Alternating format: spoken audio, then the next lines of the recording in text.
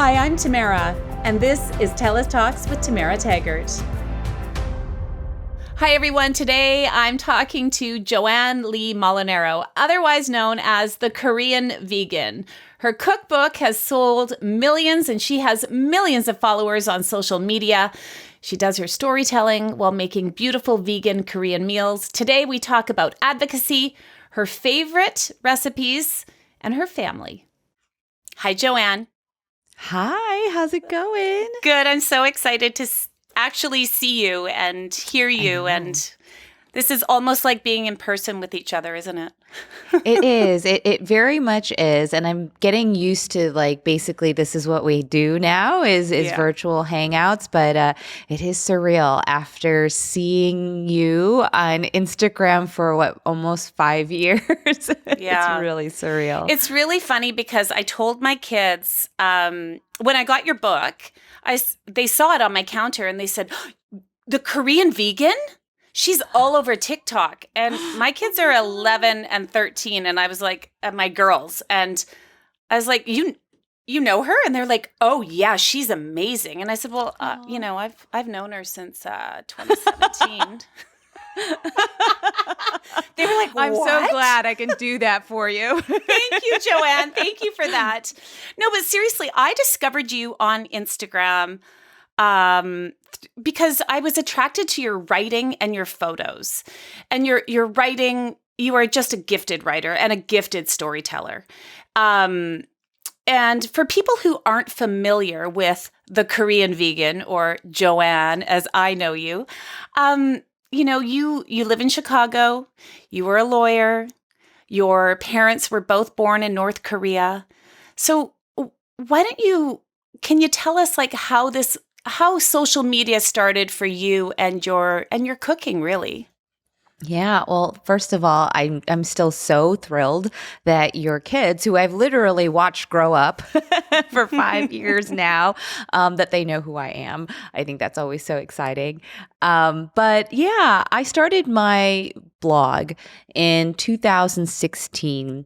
I started an Instagram, a YouTube account, and a Facebook account the very beginning of that year. And it was because my husband, then my boyfriend, but now my husband, and I decided to adopt a plant-based diet. And I was very concerned at the time that doing so would prevent me from eating Korean food, which, I felt was pretty threatening to me as, an identity. I was like, well, my food is such an integral part of my Koreanness. And so I started the blog called The Korean Vegan, largely as an attempt to motivate myself to find ways to adjust Korean recipes to fit a plant-based diet. And that's really what it was for probably, 7-8 months. It was just a catalog of recipes, very typical, vegan Instagram account. In 2017, I started to integrate more of my writing and my stories. And part of it was motivated simply by this is another part of Joanne. I've always loved writing.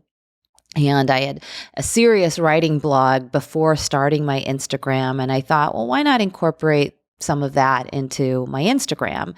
But I think I was much more driven by some level of urgency, I guess, in my heart, which was to share the stories of immigrant experiences on any platform that I had, which, as we were talking about before we started here, was fairly modest at the time. I only had 10,000 followers, but in my mind, I was like, well, that's 10,000 more people than I had a year before. So why not share with them the stories of my mom and my dad, myself, my grandparents? My grandparents both came from what is now known as North Korea, which is where my parents were born. And they immigrated here to the United States in the 1970s. And I wanted to describe what that whole thing meant for me as an American, someone who was born and raised in Chicago, Illinois. And I think that I felt that at that time in my country, in the United States, that story really needed to be told because it became very evident to me after the 2016 election that there were quite a few people in the United States who maybe didn't have a very good appreciation or understanding of that story. Yeah. Well, yes, we're seeing that continue. And in some ways, watching you evolve with your storytelling has been, it's been so good to watch for me, because when I really connected at first through your body image storytelling and about, how you saw yourself, how your parents saw you, how you felt about yourself. You talk about your previous marriage, like really personal, intimate feelings of that you don't get a lot of, like it's hard to open up like that. And then as it's evolved into, listen, Joanne, I only joined TikTok the other day and I follow one person, and that's you, because my daughters even said, they're like, you have to follow her on, because I want to make your dumplings and I don't know how to fold them. And they were like, oh no, you just look, she'll show you how to fold them here. And I was like, oh wow, because I know you, I'm an Instagram, follower, but now I only follow you on TikTok. And it's these beautiful stories that you tell about your dad and your dad as a grandpa. And I mean, that one, I was just, crying and crying and crying. So many of your stories.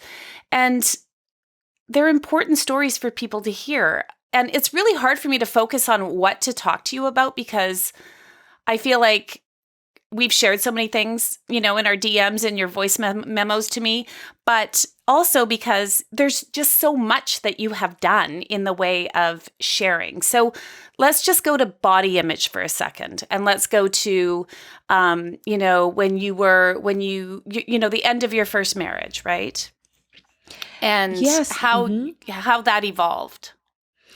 I think that conversation was one that I started participating in more seriously and in a more committed way at around that time when I went plant-based.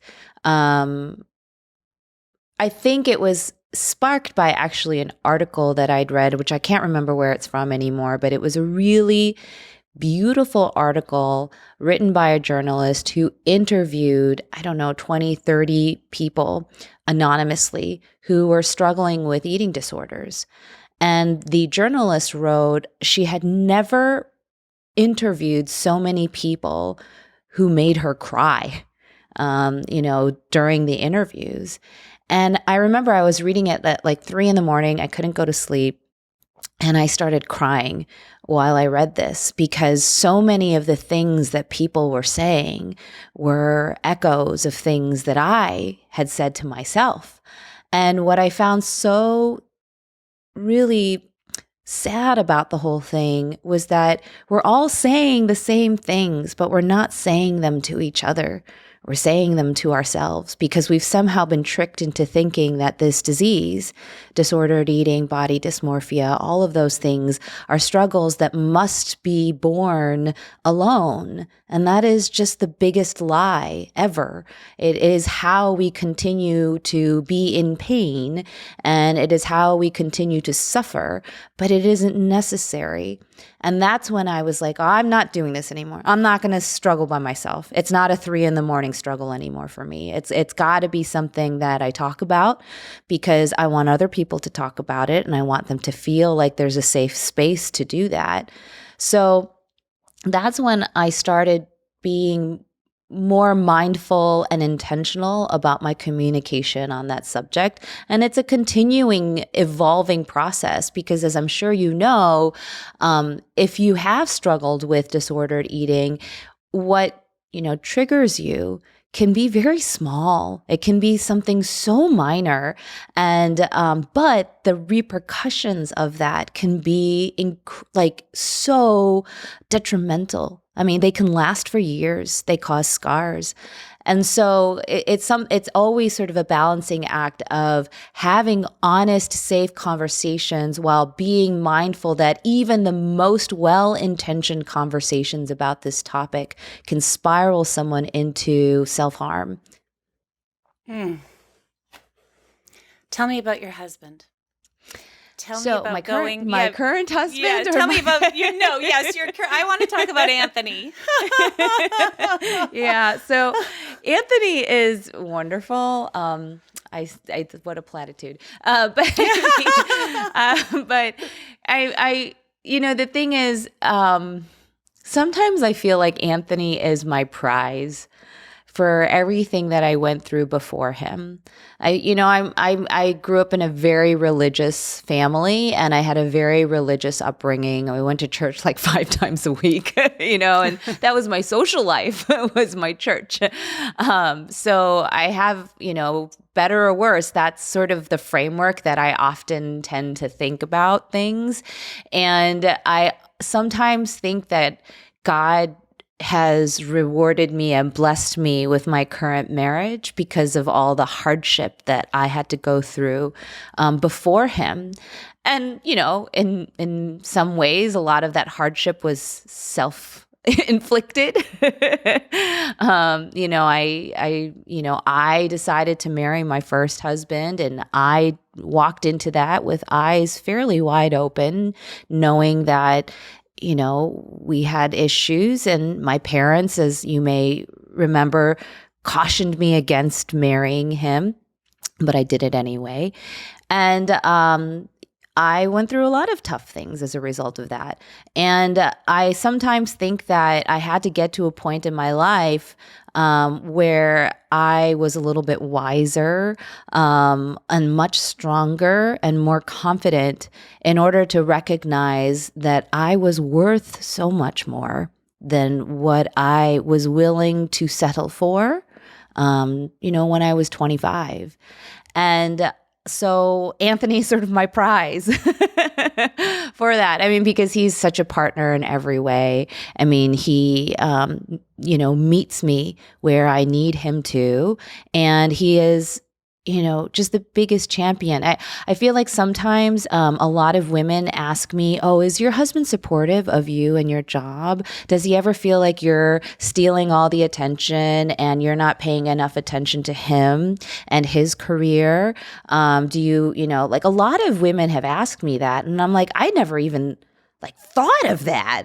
It's nothing like that. It's so the opposite in our house, where everything is really focused on our business, which is, the Korean vegan now, and how we both can be as accretive as possible to that, where, I'm sort of the talent and creating the videos and doing all of that. And he's sort of the website guru and, some of the admin items. And it's all pointed in the same direction. And it's just been incredibly rewarding.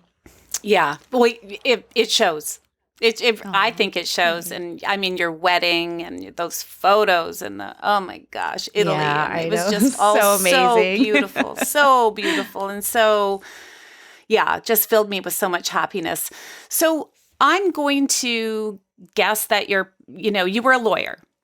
You made partner. That's a big deal. Your parents must have been very proud. Yes. And I'm making some assumptions here. How did they feel when you started sharing some pretty intimate things to millions of strangers? I think that they were a little confused.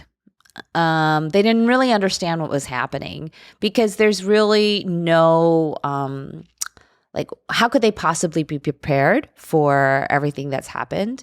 I wasn't prepared for everything that's happened, to be quite honest. I know that I've been doing this for some time, a lot longer than most people realize. I think a lot of people think that I just fell out of thin air in 2020 when I did my first TikTok.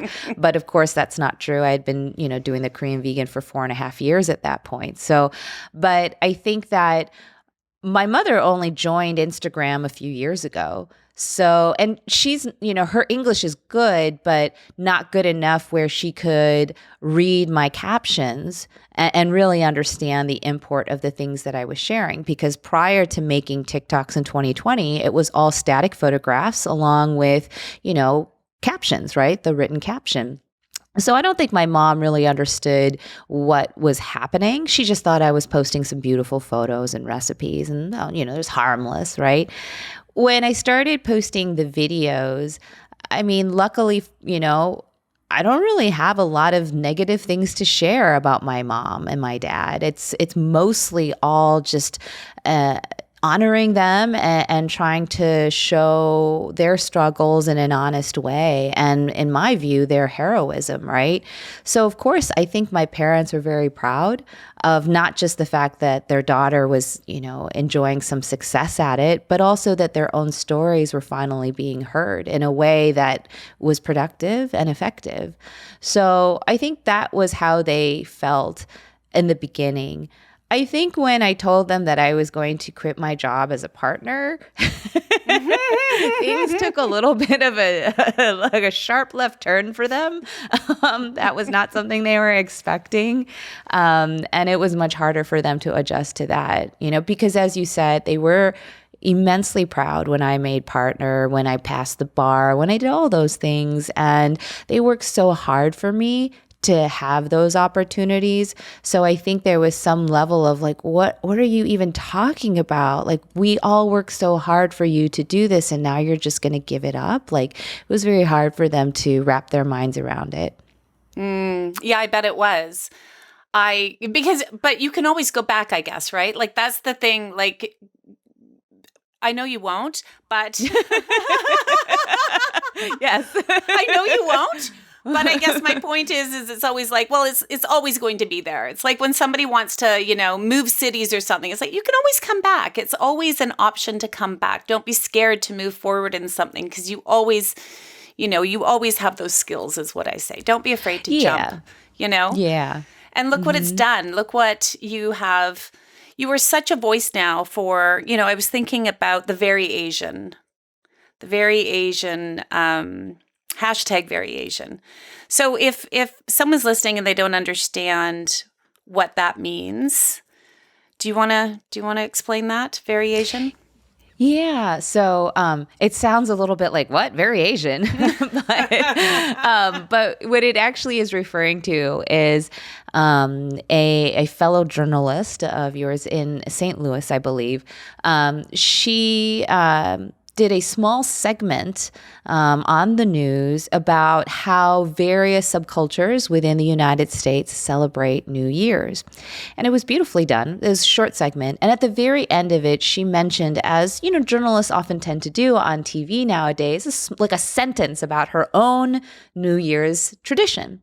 And she revealed that, because she is Korean American, that she eats dumplings for New Year's celebration.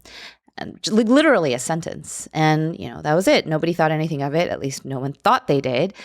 The news channel, they received a voice message from somebody who had watched the segment complaining that this, journalist was very Asian. Her words, very Asian, and that she had wished that this journalist, this anchor, had kept her Koreanness to herself, and that it was inappropriate for her to share the fact that she was Korean American and thus ate dumplings on New Year's Day. So obviously, I can't even do it justice in terms of just how inappropriate that call was, how disheartening it was to the Asian American community, that, in this day and age, in 2022, we are still being so explicitly othered and excluded from what it means to be an American. And, for this particular news anchor, she has been very open about her story as a Korean American adoptee. And so it's even more othering to her in some respects that she's trying to do what she can to connect to her heritage through food and is being criticized for it, right?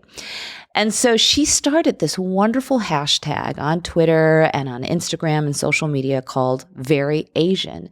And what I love about that is it's taking something that was intended to be a device to exclude us and instead repurposing it as a tool to empower us.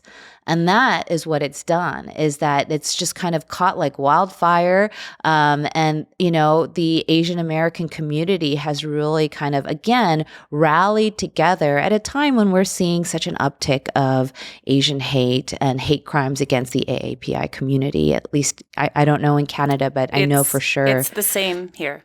Yeah, that's so unfortunate. So it's just another point of solidarity that we can rally around at a time that historically we need to. And and I'm definitely making dumplings for my New Year's Day. Lunar New Year is tomorrow, so I'll be making dumplings and rice I'm cake making soup your and all the dumplings things. too. Yay! Exactly, right? I've got all the ingredients. I'm making the dumplings. My kids are very excited about it. My husband is Japanese, and that's what we would do on New Year's Day is we would go to his uncle's house, and it would just be gyoza and sushi and just like a nonstop. When I first went, Joanne, when I first was, invited into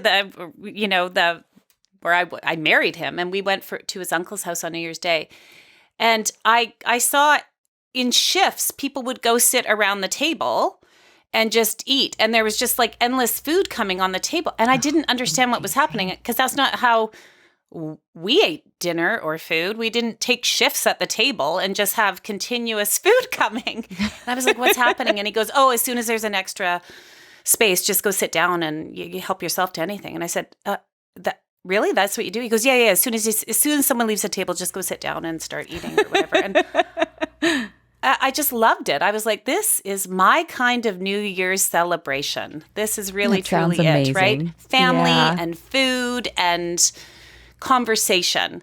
So I've seen you wearing your hashtag Very Asian shirt, and I love that you now use your voice to amplify, other voices. It's so wonderful.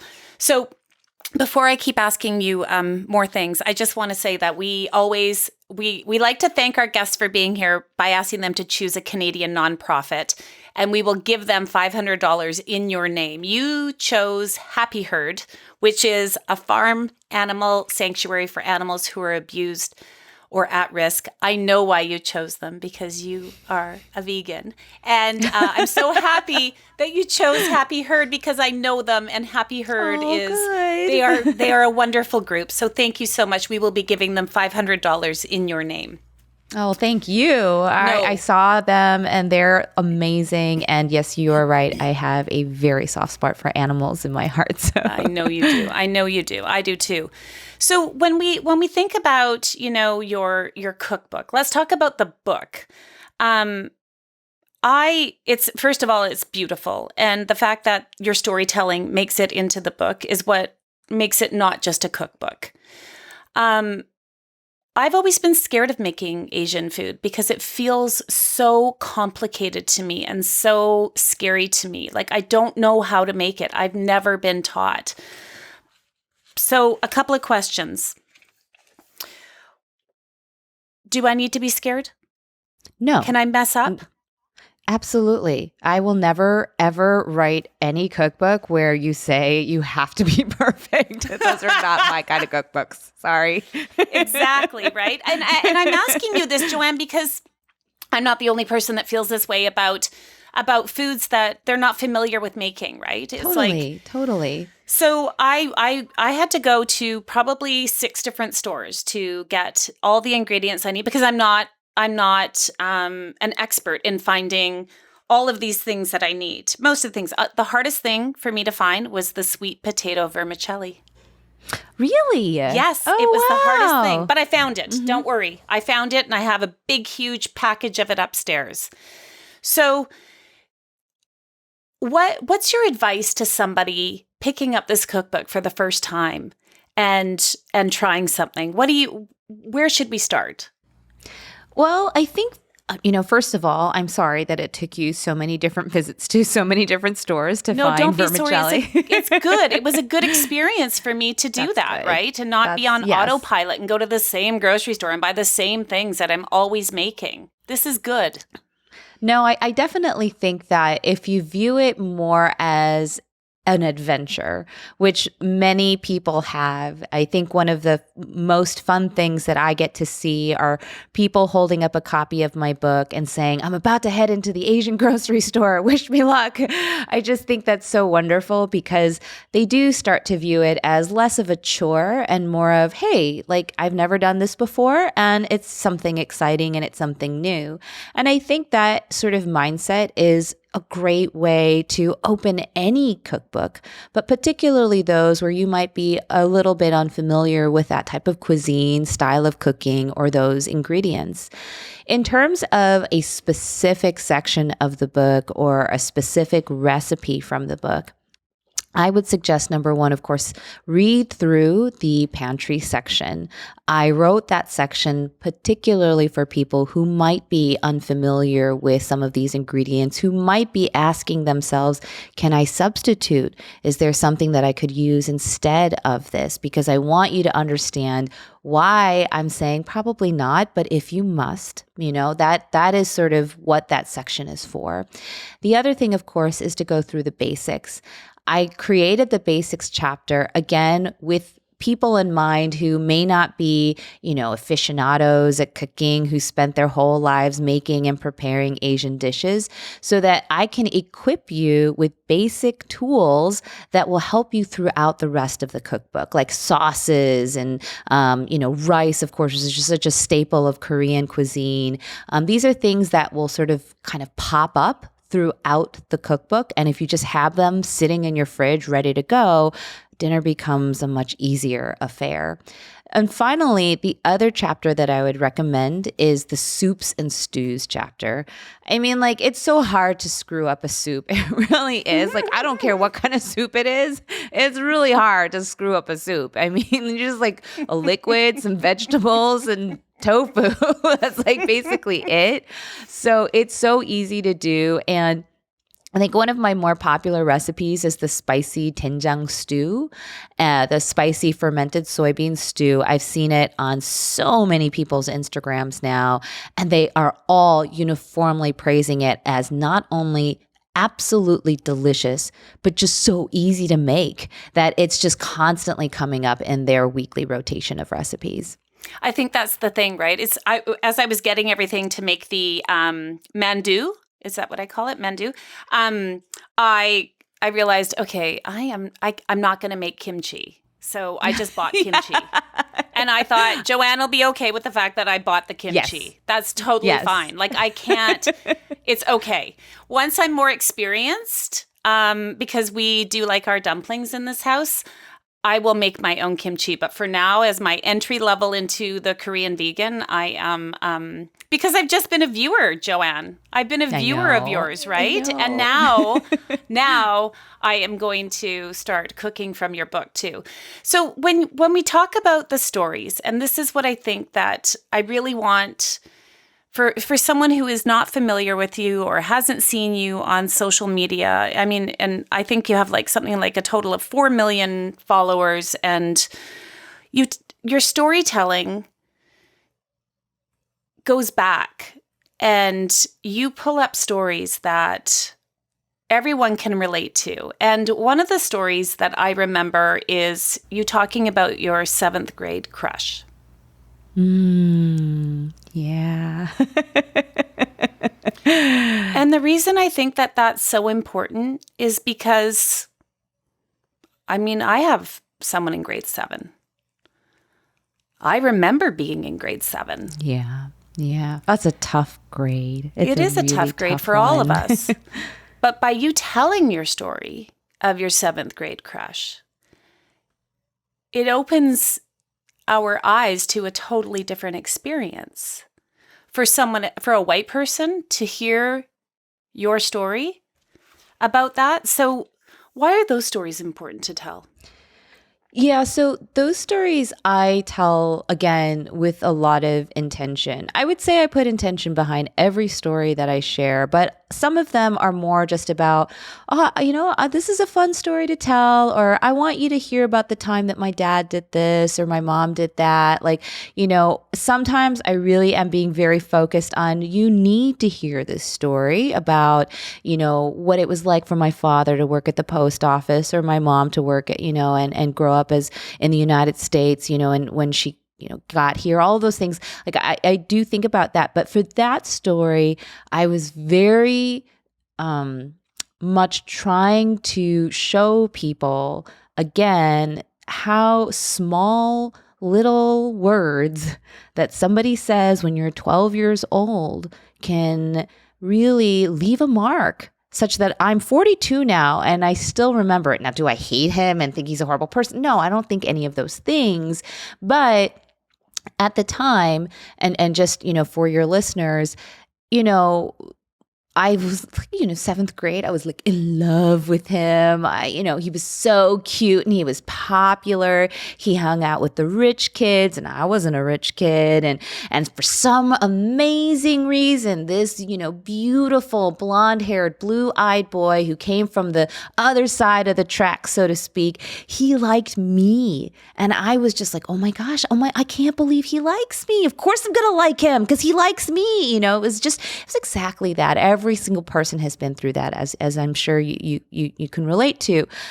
And then, within 10 days, for whatever reason, he didn't like me anymore. And that, again, is very relatable. I think a lot of people go through that. The love affairs in seventh grade have a very short shelf life. But what maybe some other people don't experience is the fact that he attached a racial epithet to his breakup of me. It wasn't enough for him to say, I don't like you anymore. He had to say, it's because you're a CH dash, dash, dash, dash, dash, And of course, to me, I burst into tears.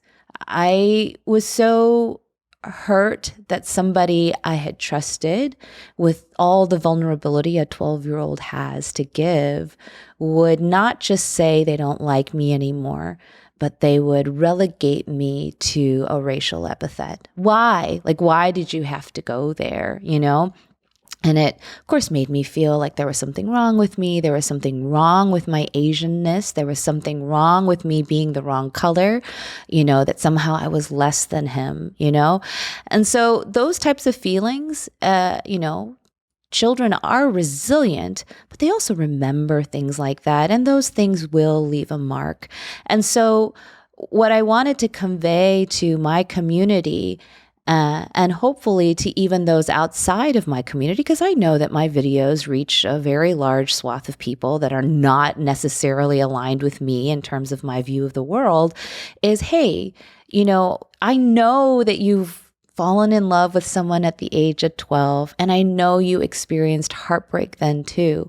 Well, if we are both able to sit across the table relating on that level, then perhaps I could open your heart just a little bit to an experience that maybe you haven't had and ask your compassion for that 12-year-old person.